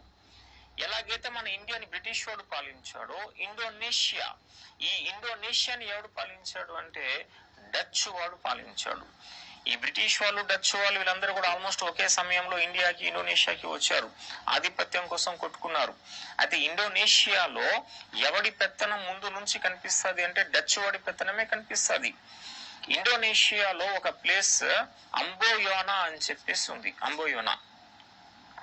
అంబోయోనాలో డచ్ వారి కోట ఉంది. ఆ అంబోయానా కోటని ఆక్రమణ చేయడం కోసం అప్పుడు బ్రిటిష్ వారు ఈ జపాన్ వాళ్ళతో పోర్చుగీస్ వాళ్ళతో కలిసి ప్రయత్నం చేశారు. అప్పుడు 1623లో బ్రిటిష్ వారు, పోర్చుగీసు వారు, జపాన్ వారు కలిసి ఇండోనేషియాలో ఉన్న అంబోయానా కోటని ఆక్రమణ చేయడానికి ప్రయత్నం చేశారు. కానీ డచ్ వారు ఎంత పవర్ఫుల్ అంటే ఆ 3 దేశాల యొక్క సైనికుల్ని ఓడించేశారు. అండ్ అందులో అనేక మంది సైనికుల్ని పట్టుకొని ఊరి తీసేస్తారు వాళ్ళు. అంటే దీన్నే అంబోయానా హత్యాకాండ అని చెప్పేసి అంటాం. అంబోయానా హత్యాకాండ 1623లో ఈ డచ్ వాళ్ళు ఏ దేశాల సైనికుల్ని ఊరి తీశారు అంటే British, Japan and Portuguese. So Amboyna హత్యాకాండ డచ్ వారి ఆధిపత్యాన్ని ఇండోనేషియాలో చూపిస్తుంది. ఇండోనేషియాలో డచ్ వారి హెడ్ క్వార్టర్ బొటావియా అంటాం. ఆ బొటావియా అనే ప్లేస్ నుంచి మొత్తం ఇండోనేషియానే శాసించారు. అందువల్ల ఇండోనేషియాలో ఈ డచ్ వారి వర్తకాన్ని ఏమని పిలుస్తారంటే బొటావియన్ ట్రేడ్ అంటారు. బొటావియన్ వర్తకం అని చెప్పి పిలుస్తారు. ఇండియాని అయితే విడిచిపెట్టుకున్నారు ఇండోనేషియా మన డచ్ వారు 1759 చిన్సురా యుద్ధం తర్వాత. That's all. ఇది డచ్ వాళ్ళు అయిపోయారు. అంటే ఇప్పుడు యూరోపియన్ రాకులో 5 ఉన్నారు. పోర్చుగీస్, ఈ బ్రిటిష్, డచ్, డేన్స్ అండ్ ఫ్రెంచ్.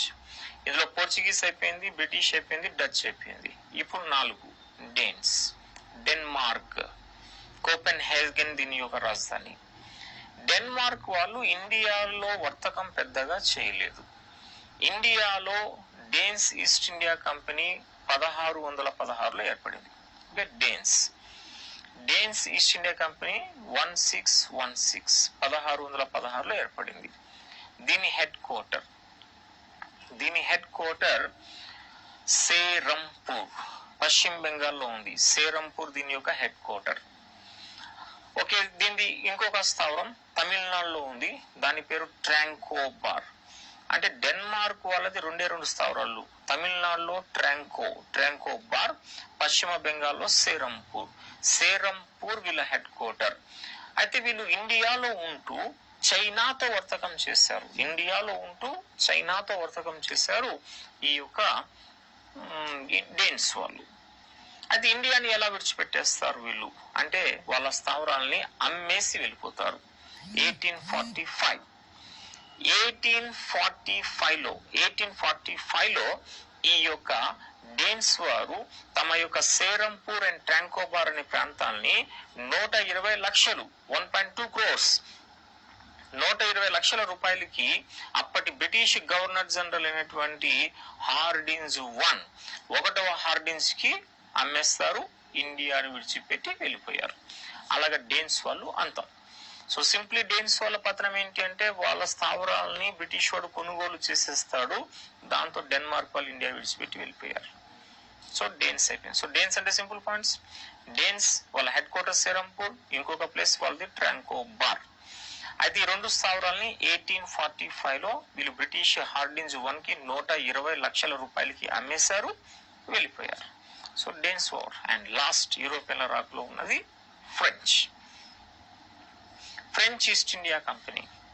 ఈ ఫ్రెంచ్ ఈస్ట్ ఇండియా కంపెనీ ఎప్పుడు ఏర్పడింది? 1664లో French prime minister and finance minister French ఆర్థిక మంత్రి ప్రధానమంత్రిగా ఉన్నటువంటి కోల్బర్ట్ అనేవాడు ఏర్పాటు చేస్తాడు.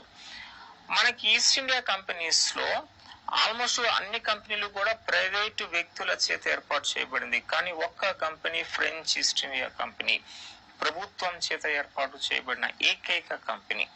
ఫ్రెంచ్ ఈస్ట్ ఇండియా కంపెనీ 1664 లో prime minister and finance minister అయినటువంటి కోల్బర్ట్ ఏర్పాటు చేశాడు.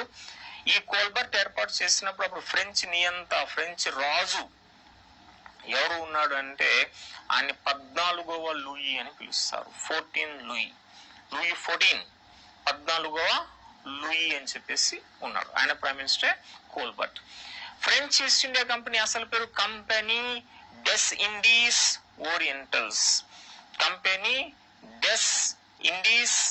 ఓరియంటల్స్. ఇది ఫ్రెంచ్ ఈస్ట్ ఇండియా కంపెనీ యొక్క అసలు పేరు. కంపెనీ డెస్ ఇండీస్ ఓరియంటల్స్ అని చెప్పి అంటారు. అదే ఫ్రెంచ్ ఈస్ట్ ఇండియా కంపెనీ 1664 లో వచ్చిన తర్వాత 4 years కి 1668 లో సూరత్ వద్ద స్థావరాన్ని నిర్మించారు. 1668 సూరత్ వద్ద స్థావరం. నెక్స్ట్ ఇయర్ 69 మచిలీపట్నం వద్ద స్థావరం. 69 మచిలీపట్నం. నెక్స్ట్ ఇంపార్టెంట్ స్థావరం 1673. ఈ 1673 లో ఫ్రెంచ్ వారికి ఒక ప్లేస్ లభించింది. ఆ ప్లేస్ పేరు వాలీకొండాపురం. షేర్ ఖాన్ లోడి అని చెప్పి ఆర్కాట్ పాలకుడైన ఈ షేర్ ఖాన్ లోడి ఈ యొక్క వాలీకొండాపురంను ఫ్రెంచ్ ఆఫీసర్స్ అయినటువంటి ఫ్రాంకోయిస్ మార్టిన్ బెలాంజిర్ డి లెస్పీనేలకు ఇస్తాడు. అయితే François Martin French first governor. ఇతనే వాలీకొండాపురాన్ని డెవలప్ చేసి పాండిచ్చేరి అని చెప్పి పేరు పెట్టాడు. ఈ పాండిచ్చేరిని ప్రస్తుతం మనం పుదుచ్చేరి అంటాం. పుదుచ్చేరి అంటే కొత్త పట్టణం అని చెప్పేసి అర్థం. 1673 లో అప్పుడు ఫ్రెంచ్ ఆధీనంలోకి వచ్చింది. తర్వాత ఇదే వాళ్ళకి హెడ్ క్వార్టర్ అయింది పాండిచ్చేరి. వాలీకొండాపురం దాని ఫస్ట్ పేరు. షేర్ ఖాన్ లోడి అది ఫ్రెంచ్ వాళ్ళకి ఇచ్చాడు. నెక్స్ట్ 1721 లో ఈ ఫ్రెంచ్ వారు మన ఇండియా నుంచి మారిషస్ పైన అటాక్ చేసి మారిషస్ ని ఆక్రమణ చేస్తారు. మడగాస్కర్ దీవులకి ఈశాన్యంలో ఉన్నటువంటి దీవులే మారిషస్. ఆ మారిషస్ ని 1721 లో ఫ్రెంచ్ వాళ్ళు ఆక్రమణ చేశారు. 1725 లో ఫ్రెంచ్ వారి స్థావరం మన ఆంధ్రాలో యానం వద్ద నిర్మించబడింది. యానంలో ఫ్రెంచ్ స్థావరాన్ని నిర్మించింది ఎవడంటే లేనోయిర్ అని చెప్పేసి అంటారు. లాస్ట్ ఈ ఫ్రెంచ్ వాళ్ళకి సంబంధించిన ప్రధాన పాయింట్ ఏంటంటే ఇండియాలో వీళ్ళు పతనం అయిపోవడం, బ్రిటిష్ చేతుల్లో ఓటమి పాలు అయిపోవడం. ఆ యుద్ధం 1760 లో జరిగింది. అలా ఫ్రెంచ్ వాళ్ళకి సంబంధించిన చివరి అంశం 1760 వందవాసి యుద్ధం. దీన్ని మనం బ్యాటిల్ ఆఫ్ వ్యాండివాష్ అని పిలుస్తారు. ఈ బ్యాటిల్ ఆఫ్ వ్యాండివాష్ వందవాసి యుద్ధం 1760 లో జరిగింది. 1760 లో జరిగిన ఈ వందవాసి యుద్ధంలో అప్పటి British general Eyre Coote French general అయిన కౌంట్ డి లాలీని ఓడిస్తాడు. అలా 1760 లో ఫ్రెంచ్ కౌంట్ డి లాలీ ఓటమి పాలైపోయిన తర్వాత ఫ్రెంచ్ వాళ్ళు మన ఇండియాలో పతనం అయిపోయి బ్రిటిష్ యొక్క దయా దాక్షిణ్యాల పైన ఆధారపడతారు.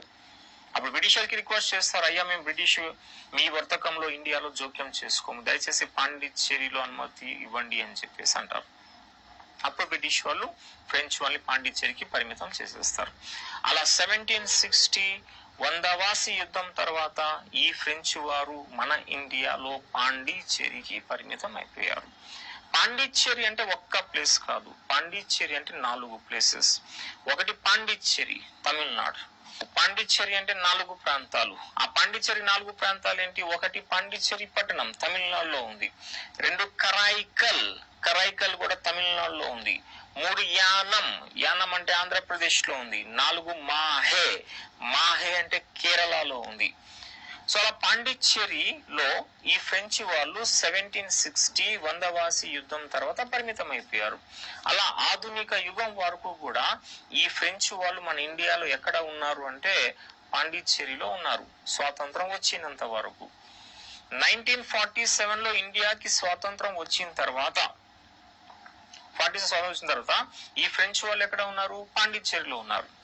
అలా మన ఇండియన్ గవర్నమెంట్ ఫ్రెంచ్ ప్రభుత్వంతో అనేక చర్చలు జరిపిన తర్వాత ఫైనల్ గా మన ఇండియాకి అఫీషియల్ గా ఈ పాండిచ్చేరిని 1956 నాటికి అప్పగించేస్తారు. 54లో ఆల్మోస్ట్ కన్ఫర్మ్ అయిపోయింది, 56 నాటికి అఫీషియల్ గా అప్పగించారు.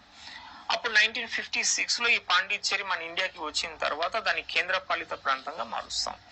ఇప్పటికి కూడా పాండిచ్చేరి అంటే ఒక కేంద్రపాలిత ప్రాంతం. ఇప్పుడు మన ఇండియాలో ఉన్న కేంద్రపాలిత ప్రాంతాల్లో ఏ కేంద్రపాలిత ప్రాంతం 3 రాష్ట్రాల్లో విస్తరించి ఉంది అంటే ఆ 3 రాష్ట్రాలు పాండిచ్చేరి. ఆ పాండిచ్చేరి ఏ 3 రాష్ట్రాల్లో ఉంది అంటే తమిళనాడు, ఆంధ్రప్రదేశ్ అండ్ కేరళ. సో ఇప్పటికీ కూడా ఈ యొక్క పాండిచ్చేరి అంటే ఈ 4 ప్రాంతాలు కలిపి పాండిచ్చేరి అంటాం. పాండిచ్చేరి, కరైకల్, యానం అండ్ మాహే. దీనికి ఒక అసెంబ్లీ ఉంది, అసెంబ్లీకి ఒక ముఖ్యమంత్రి అనేవాడు ఉన్నాడు, దీనికి ఎలక్షన్స్ అవి జరుగుతాయి. పాండిచ్చేరి అసెంబ్లీ ఎలక్షన్స్ అంటే ఈ 4 ప్రాంతాల్లో కూడా ఎన్నికలు జరుగుతాయి. పాండిచ్చేరి, కరైకల్, యానం అండ్ మాహే. ఇది యూరోపియన్ల రాక. అంటే సింపుల్ యూరోపియన్ రాక ఒక్కసారి క్విక్ రివిజన్ అండర్స్టాండింగ్ కోసం. యూరోపియన్లు 5 వచ్చారు. ఫస్ట్ పోర్చుగీస్ గురించి చూసాం. పోర్చుగీస్ అంటే మనకి 4 పేర్లు ఇంపార్టెంట్ గుర్తు పెట్టాల్సి ఉంటది. Francis de Almeida, అల్బుక్వెర్క్, Neena da Cunha and D'Souza. 1661లో Portuguese యువరాణి క్యాథరిన్ బ్రిగాంజాకి బ్రిటిష్ యువరాజు 2వ చార్లెస్ కి మధ్య పెళ్లి జరిగినప్పుడు పోర్చుగీస్ వాళ్ళు బాంబే లేదా సెయింట్ డేవిడ్ ని బ్రిటిష్ 2వ చార్లెస్ కి కట్నంగా ఇచ్చారు. ఆ తర్వాత బ్రిటిష్ అండ్ పోర్చుగీస్ కి మంచి రిలేషన్స్ ఏర్పడ్డాయి. పోర్చుగీస్ వాళ్ళు గోవా, డామన్ డయ్యూకి పరిమితం. అలా Portuguese problem solve. Next British వారు వచ్చారు. బ్రిటిష్ వారు అంటే company, first company 1600 merchant adventures group అనే వాళ్ళు ఏర్పాటు చేశారు. 5 నౌకాయానాలు పంపారు. అందులో 2 ఇండియాకి వచ్చాయి, హాకిన్స్ అండ్ హిప్పన్. ఆ తర్వాత వీళ్ళకి 3 ప్లేసెస్ ప్రముఖంగా వచ్చాయి. 1639 మద్రాస్, 1668 బాంబే, 1698 కలకత్తా. 3 కోట్లు వరుసగా Saint George Madras, Saint David Bombay, fort Williams Calcutta.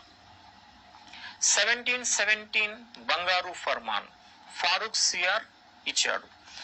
ఇది జాన్ సుర్మాన్ అని చెప్పి ఉంటాడు. మన కలకత్తా ఫోర్ట్ విలియమ్స్ అధ్యక్షుడు జాన్ సుర్మాన్ ఈ ఫర్మాన్ పొందాడు. బెంగాల్లో యథేచ్ఛగా వర్తకం చేసుకునే హక్కు ఆయన పొందాడు. ఆ తర్వాత మనకు వచ్చినది డచ్ ముందే వచ్చారు కానీ కంపెనీ 1602 వీళ్ళ డచ్ కంపెనీ విఓసి. వీళ్ళ అనేక స్థావరాలు ఉన్నాయి. చివరిగా ఇండియాని విడిచిపెట్టిపోతారు 1759 చిన్సురా లేదా బేదరా యుద్ధం తర్వాత ఇండోనేషియాకి వెళ్ళి ఇండోనేషియాని వీళ్ళు పాలించారు డచ్. నెక్స్ట్ డేన్స్, సేరంపూర్, ట్రాంకోబార్ ఈ 2 ప్లేసెస్ లో ఉంటారు. చైనాతో బాగా వర్తకం చేసేవారు. ఇండియాలో పెద్దగా వర్తకం లే. 1845 సేరంపూర్, ట్రాంకోబార్ 120 లక్షలకి మన యొక్క హార్డిన్స్ 1 కి అమ్మేసి వాళ్ళు వెళ్ళిపోయారు. చివరిగా ఫ్రెంచ్ 1664లో ప్రభుత్వం చేత ఆర్థిక మంత్రి, ఫైనాన్స్ అండ్ ప్రైమ్ మినిస్టర్ అయిన కోల్బర్ట్ ఏర్పాటు చేశాడు. 14వ లూయికి ప్రైమ్ మినిస్టర్ ఇతను. 1668లో సూరత్, 69 మచిలీపట్నం, 73 వాలికొండాపురం, 1725 యానం అండ్ ఫైనలీ 1760 వందవాసి యుద్ధం. 1760 వందవాసి యుద్ధంలో మన British general Eyre Coote French general అయిన కౌంట్ డి లాలీని ఓడిస్తాడు. దాంతో ఫ్రెంచ్ వాళ్ళు పరాజయం పాలైపోయి పాండిచ్చేరికి పరిమితం అయ్యారు. పాండిచ్చేరి అంటే 4 ప్రాంతాలు, Pondicherry, Karaikal, Yanam and Mahe. That's all. ఇది మన ఇండియన్ హిస్టరీ ఆధునిక యుగం యొక్క ఫస్ట్ చాప్టర్, యూరోపియన్ల రక. ఇప్పుడు 5 యూరోపియన్లు వచ్చిన తర్వాత ఎవడి ఆధిపత్యం ఫైనల్ గా ఉంది అంటే బ్రిటిష్ వాడి ఆధిపత్యం. పోర్చుగీస్ వాళ్ళని పెళ్లి ద్వారా అణిచేస్తారు, ఫ్రెంచ్ వాళ్ళని వందవాసి యుద్ధం ద్వారా అణిచేస్తారు, డచ్ వారిని ఇండోనేషియాకి తరిమి కొట్టారు చిన్సురా యుద్ధం తర్వాత, డేన్స్ వారిని వారి స్థావరాలు కొనుగోలు చేసుకుని తరిమి కొట్టేస్తారు. ఇక మిగిలింది బ్రిటిష్ వాడు. ఇప్పుడు ఈ బ్రిటిష్ వాడు మన భారతదేశ అంతర్గత వ్యవహారాల్లో జోక్యం చేసుకుని మన ఇండియాని ఆక్రమణ చేస్తాడు. ఎలా ఆక్రమణ చేస్తాడు అన్నదే మనకి 2వ చాప్టర్. సో నెక్స్ట్ చాప్టర్ భారతదేశ ఆక్రమణ చూద్దాం.